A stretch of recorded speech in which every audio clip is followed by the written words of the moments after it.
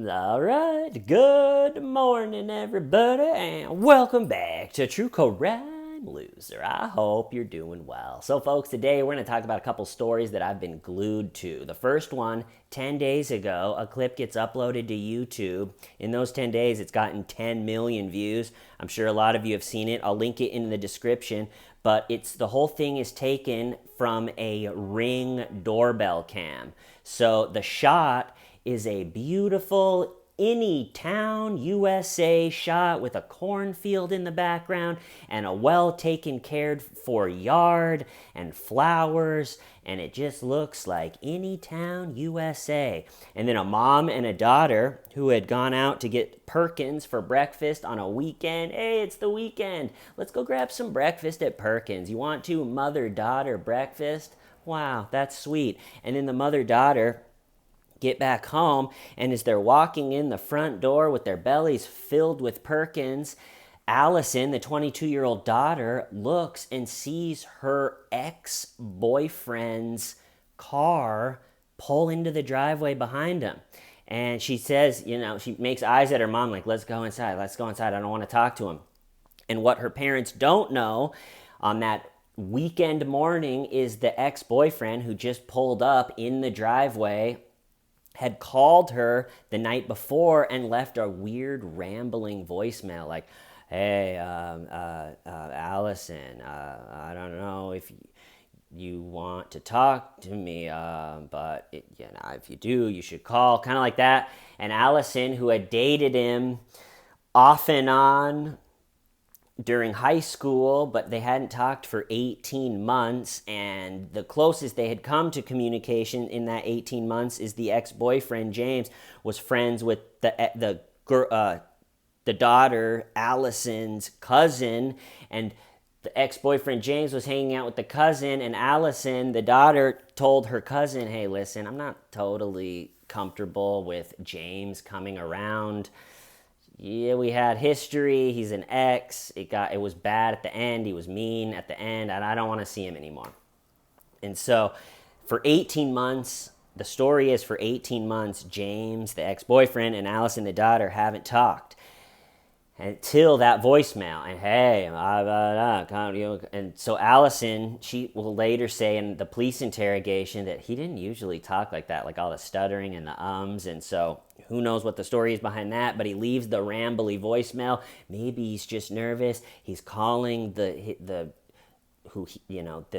ex-girlfriend who he loves or he thinks he loves, and he thinks that they should get back together, and maybe he's just trying to sound adorable, or maybe he was nervous to call, or maybe he was having a psychotic break. Who really knows? But anyway, the mom and daughter get home from Perkins. Wow, the pancakes really are sitting well today, Ma. And they go in because she sees the ex-boyfriend, and probably in her head, she's going, he left me that weird rambly voicemail. Now he's here. Mom, let's go inside. So they lock the door, and then James comes up with this horrifying blank look on his face. And he rings the doorbell, and the whole thing is being recorded on the Ring doorbell cam. So like I said, it's this like pristine neighborhood view with green and trees and the grass, and it's that one shot, and then all of a sudden it's the zombie ex-boyfriend with the blank face just lurking around on the porch. What are you doing, James? And the most horrifying part about the whole thing is he just stays silent. He's totally unresponsive. The clip that's uploaded to YouTube shortens the whole thing. So it looks like he gets up to the door, blank face, rings it. They tell him, James, she doesn't want to talk to you. It starts really nice. James, she doesn't want to talk to you. The mom is saying, James, she doesn't want to talk to you. I'm sorry, James. If she wants to talk, she'll reach out. So it starts with this nice tone, like, I'm sorry, James. She doesn't want to talk to you. If she does, she'll reach out. No problem. If you want to just go away, that's perfect. And James is just sitting there with a blank face. But the real incident, the clip, has been edited and taken some of the longer pauses and stuff out. So minute after minute, he's just up there with the blank face, ringing the doorbell, being unresponsive. And then finally the dad, so it's the mom, the dad, and Allison on the other side of the door just going, what the hell is he doing? Why isn't he saying anything? He's just ringing the doorbell. Then the dad actually, which this isn't in the clip either, the dad goes out of the garage door, walks all the way around, and is now looking from like the driveway at the front door where James still is, just blank face zombie X, ringing the doorbell. It's like they don't want you. Ringing the doorbell another time isn't going to help, James. No one wants you there. You got to go.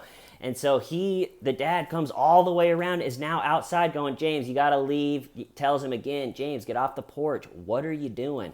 And then James starts going actually for the doorknob mechanism, trying to forcefully, and then the dad goes, uh-oh. So the dad goes back into the garage, locks that door, goes in, getting nervous now, goes into his bedroom, gets his gun, and then meets his family again at the front door, which James is on the other side of that front door, starting to get push. And I mean, it is a terrifying situation to be on the other side of that door, and probably the whole house was shaking as James is trying to get in, unresponsive, totally quiet, just ringing the doorbell minute after minute. So then the dad gets up close to the door, I've probably not knowing what to do, trying to hold the door, and now James is busting the door down with all of his weight. The dad says he's on the other side of the door wearing socks, no traction, not sure what the hell to do. Can't believe he had woken up that morning. He said on the weekends he takes it slow. He had woken up that morning, mom and daughter go off to breakfast. He put on a movie in Netflix in the basement. So imagine you're watching the Netflix in your basement in your socks, and then just a few minutes later you're holding the door, you're holding the gun, you're looking at your wife and daughter going, what the hell is going on? And then James finally, using all of his weight, slams into the door, knocking the entire door frame off. The door slams open, so the dad is on the other side of it. So as soon as the door frame is knocked off and the door is open, the dad shoots 3 shots through the glass part of the door. All 3 of them through the door. It hits James. I think all 3 of them did, or 2 of them did. You see him kind of take the damage of getting shot, and then he waddles off the porch. Finally listens. He waddles off the porch, lays down in the driveway, and passes away. And like they have 911 on the phone and everything. And the neighbor comes over and goes, I heard the gunshots. And he's like, did you shoot him? And they're like, yeah, he was trying to break in. The neighbor goes, okay. And I mean, it's just a frightening situation. And the scary part is he just was silent and unresponsive the whole time. And then so they bring the 22-year-old Allison in for questioning. She does a 30-minute interrogation. It's on the Law and Crime Network's YouTube channel. And they bring the dad in, and they pretty much just tell that story. The daughter said that they had dated for a while in high school, and that she graduated a year early, and then he graduated on time, and then he went to California for a year to do something, and then he came back. And they had a decent relationship, but at towards the end of it, he had just been rude and unnecessarily mean. That's why she finally just totally cut ties whatsoever. And then that long 18 months goes by. That's a long time to have zero contact with somebody, and then maybe he's back from California. Whatever he was doing in California didn't work. All of a sudden, he's back in his hometown. Maybe he feels like life is slowing down a little bit, and he's thinking things aren't going as good as when I was in high school and I had the cool girlfriend Allison, and maybe he started to get nostalgic for his past once he's back in his own hometown, and he's bumming around and he's not in high school anymore, and it's kind of life hits you hard during that time in life where it's like, all right, what are you going to do? The big cool high schooler now is the nervous adult. What the hell am I going to do? Maybe that had something to do with it. Maybe he had a total psychotic break. I don't know. I've been thinking about it all weekend. What the hell happen? What was his plan? That's really, I think, what I'm stuck on more than anything is what was his plan? Did he plan before he went over there is, I'm not going to say anything. I'm going to break down the door and murder him? Or was it, I don't know what I'm going to do when I get there. I'm going to profess my love to him. And then when he got there, them telling him, go away. She doesn't want to talk to you. He just kept losing his temper more and more, and it just escalated. Did he want to scare him?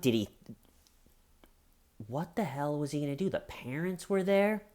They're telling him minute after minute, James, she doesn't want to talk to you. Go away. James, get off the porch. James, I have a gun. James, and just like a zombie, none of it registered, and he just was, like I said, I just keep going back to what would have happened if they didn't have the gun and he breaks the door down and then all four of them are standing there looking at each other. What would he have done? And by the look on his face and the unresponsive bizarreness, I don't think it would have been good.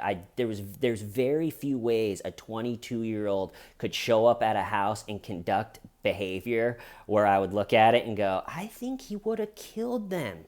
Or I think he would have done serious harm to them if he would have gotten in there, because he had plenty of time to go, Allison, I've just been thinking a lot about you. I love you. I just want to talk, or I got a letter for you. Or he had a lot of time to say something, to say why he was there, to communicate in any way possible.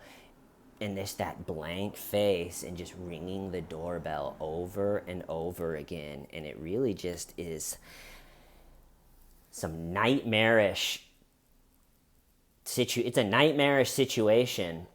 And his family, which, listen, I understand it's beyond sad that they lost their son. He's 22. What the hell happened? They're probably just thinking, what was with James? What happened to him?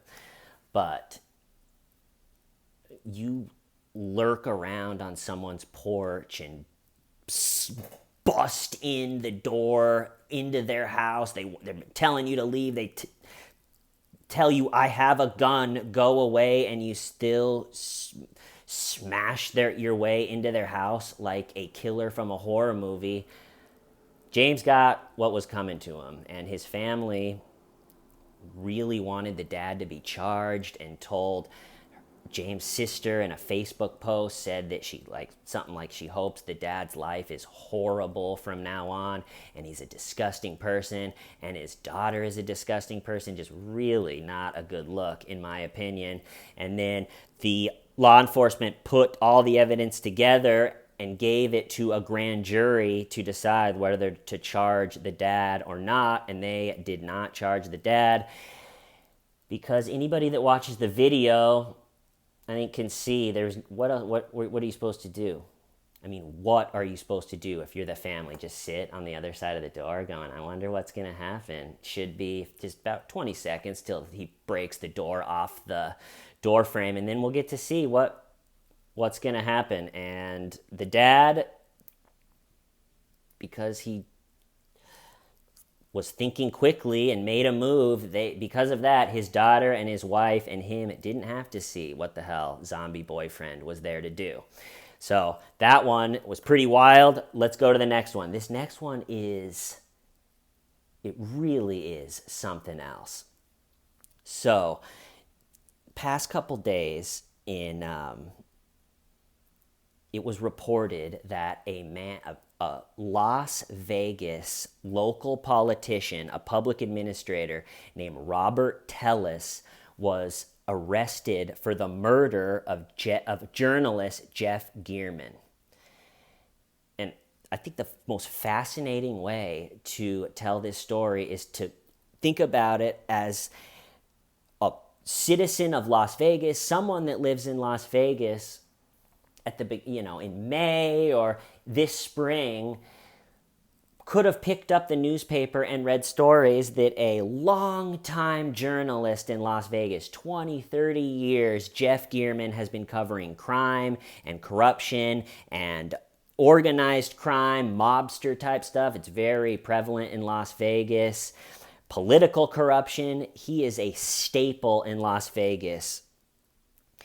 covering this type of stuff. And so this spring, a couple months ago, a couple articles came out that a public administrator, Robert Tellis, had all sorts of issues going on in his office. And it's an obscure office. What Robert Tellis's office did for the Las Vegas government is when someone dies and they have an estate and the estate manager or whoever the family gets it all in order, closes down the estate, it's Robert Tellis's office that you would do that with. So kind of the estate office, but this journalist, Jeff Gearman, who he's known for having sources all over the place, boots on the ground type reporting, he does 3 stories about public administrator Robert Tellis's office about how his employees really don't like Robert Tellis, and they said Robert is mean and that it's a terrible work environment and that his employees are getting headaches from it, and that Robert Tellis had a really awkward, inappropriate relationship with someone in the office that made the whole work environment even more like, damn, it sucks to work here. Every turn, you turn every corner and it's just a bad feeling in this office. And so after going through that, getting headaches, getting screamed at by Robert, going through this inappropriate relationship and having to pretend everything's okay in this office, I'm just going to pretend like that relationship isn't happening.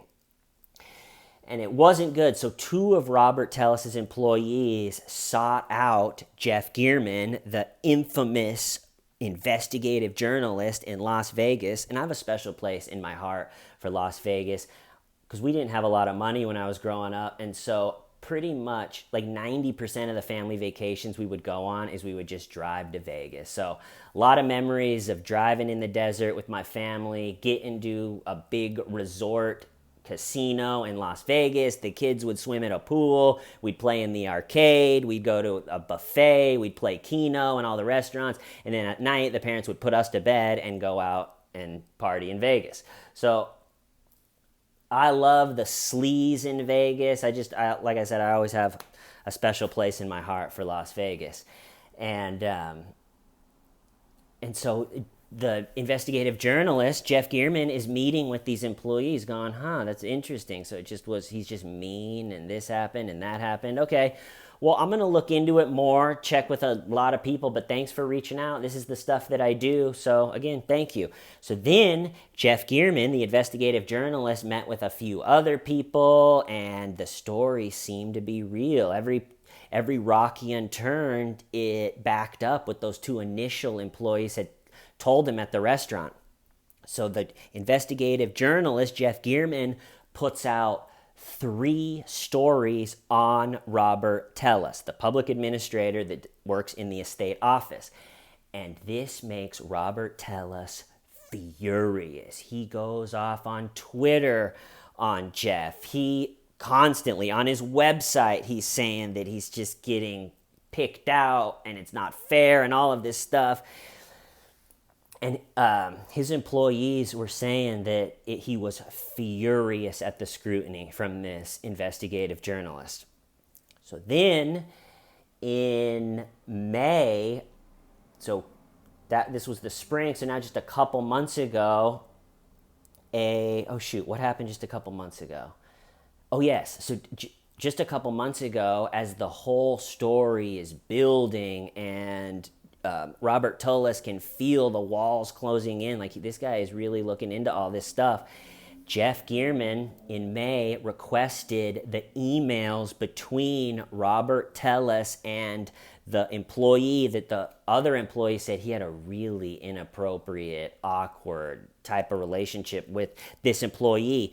So finally, after those 3 stories come out and Robert is attacking Jeff online, kind of saying, leave me alone, this is crazy, Jeff requests these emails, a public information request. And that seems to be the final straw with the whole thing, when Robert Tellis made the incredibly stupid decision I'm going to murder the journalist that's looking into my corruption and my office. I'm going to do it. I think I can pull it off. And at that point, he plans to murder the 61-year-old investigative journalist, Jeff Gearman. So let's go over Robert Tellis's failed plan to kill the investigative journalist that's doing stories on him. The first weakness is you're going to be the first suspect. If this investigative journalist is coming out with story after story going, this guy is horrible, and the guy that he's saying this guy's horrible is on Twitter going, no, I'm not. This journalist is an idiot. Don't you think the law enforcement is going to look into you first, right? That just seems like a no-brainer to me. But I think he lost his temper in a way that he probably didn't know he could. I think Robert Tellis, he lost his temper. He thought, this journalist is trying to ruin me. He is ruining me. Oh yeah, that's another thing. After the the initial stories came out, Robert Tellis didn't win his re-election. He lost. So he's probably thinking, he ruined me. He ruined my life. And then after he lost is when he put in the request for the text messages.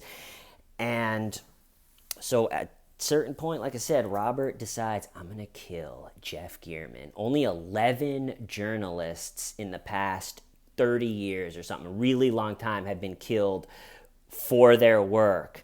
And Robert makes the fateful decision, I'm going to do it. And so here is his plan. You can see the plan from everything that has come out. So you got to think, first thing Robert Tellis did is, he's probably got a bunch of time on his hands. He lost his election. So the first thing he did is he drove to where Jeff Gearman, the investigative journalist, lives, and he scouted out the neighborhood. And he undoubtedly noticed that there was a lot of construction happening in the neighborhood. So I would think one of his first decisions on, all right, how do I come and murder this guy and not get caught? And I think he probably noticed a lot of construction workers walking around with orange construction vests. So that became a staple of his disguise that day. I'll just wear a super bright orange construction coat, and then I'll just fit right in with everyone else. No one will think anything of it if I'm just walking around in jeans and a construction orange coat. And then the plan to cover the face from any doorbell cameras or cameras that might see him is he wore a extremely long straw hat that started and then it goes all the way down, like past his face down here. It's like one of those droopy, I love a straw hat, every different kind. The Asian, I think maybe this is like more the Asian style.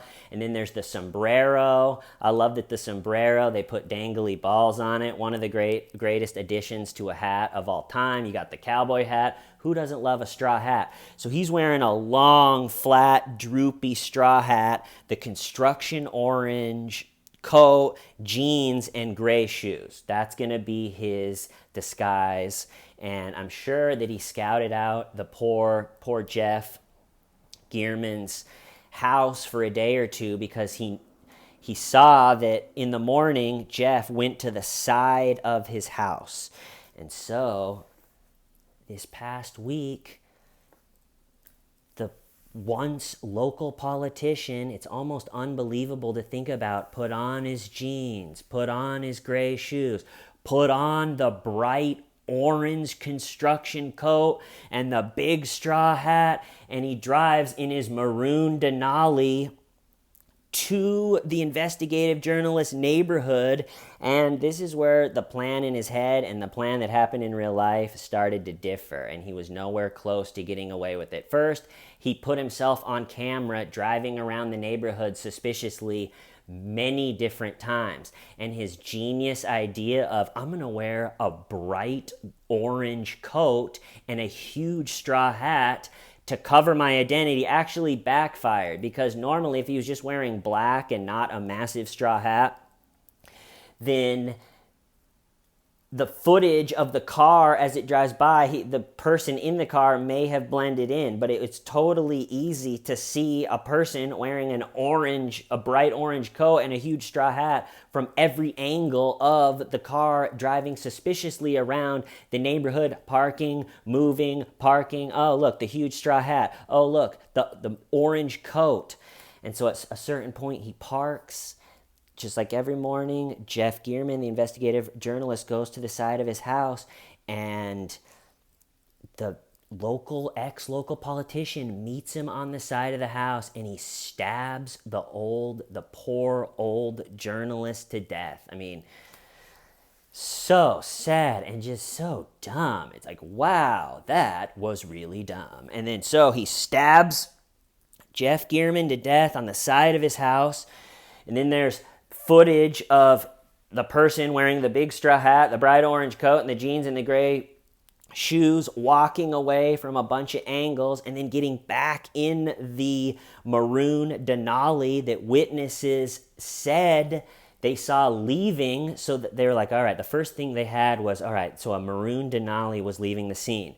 Okay, well, we found footage of that. And then you can see the bright orange coat and a big straw hat. So they're like, all right, let's try to find footage of that guy walking around.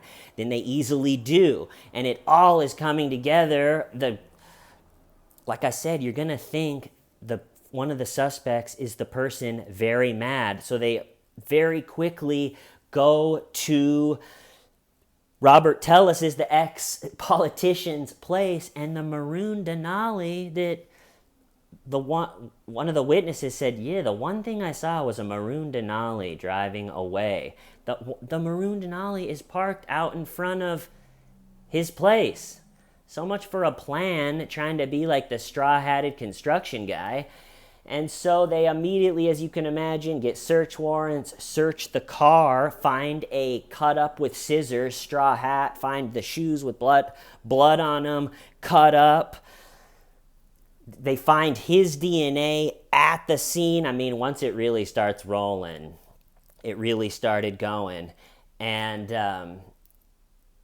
they go back to Robert Tellis's house and they arrest him. And so how I think the most fascinating way to think about this one is, imagine if you were a local Las Vegas citizen and you're kind of a news junkie and you read a couple stories like some obscure political office locally. Oh, it's like, looks like some corruption. That's kind of interesting. And then you read a couple of those. And then you see maybe that he lost his election, and you make the connection, oh, that's maybe he lost because of those stories that come out. And then the whole kind of story behind the corruption and the inappropriate relationship kind of keeps going. And then you hear that the investigative journalist, the infamous Jeff Gearman, that's been around Vegas reporting as long as you can remember, has been murdered. And then a week goes by and you hear the news story that they're investigating. And then all of a sudden, Robert is arrested. And I mean, what a ride. That I'm sure some people went on the whole ride from those initial stories to him being arrested and just thought, man, it really is something. And here is where I'm going to end it. But the ex-local politician, Robert Tullis, waived his right to have an attorney and did a police interrogation when they brought him in. So the channels that get interrogations, try to get that one. I'm really interested to hear that one. Also, I think that he tried to commit suicide before they arrested him, because when he appeared at court for the first time, he had those big bandages on his wrist, so he looked like he tried to kill himself. But man, what an interesting story. I'm going to keep following it. I really hope the interrogation gets put up on YouTube, because that one would be an interesting one to watch. I'm going to cut it off there. I'll see you guys soon. Why? Stabin' why? Shamita.